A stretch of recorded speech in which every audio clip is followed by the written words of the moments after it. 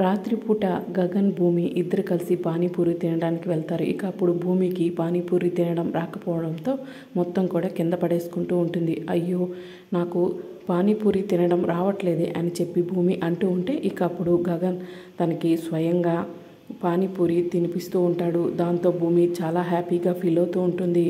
తర్వాత గగన్ కారు దగ్గరకు వెళ్తూ ఉంటే భూమి కూడా గగన్ వెనకాల వెళ్తూ గగన్ గారు మీతో కొంచెం మాట్లాడాలని చెప్పి అంటూ ఉంటుంది. భూమి మనసులో ఇలా అనుకుంటూ ఉంటుంది, ఈరోజు ఎలాగైనా సరే మన ప్రేమ విషయం ఆయనకు చెప్పాలి అనుకుంటూ ఉంటే గగన్ భూమితో నువ్వు నాతో ఏం మాట్లాడాలి అనుకుంటున్నావు అని చెప్పి అడుగుతూ ఉంటే అది అని చెప్పి భూమి విషయం చెప్పబోతూ ఉంటే అప్పుడు కారు దిగి అక్కడికి వస్తున్న నక్షత్ర ఐ లవ్ యూ అని చెప్పి గగన్కి ప్రపోజ్ చేస్తుంది. దాంతో గగన్ నాకు ఒకవేళ పెళ్లి చేసుకోవాలని ఆలోచన వచ్చినా కూడా నిన్ను మాత్రం ప్రేమించను, పెళ్లి చేసుకోను, ఎందుకంటే నువ్వు ఆ శరత్ చంద్ర కూతురివి కాబట్టి అని చెప్పి గగన్ నక్షత్రకి వార్నింగ్ ఇస్తాడు. దాంతో భూమి కూడా షాక్ అయి అలానే చూస్తూ ఉంటుంది.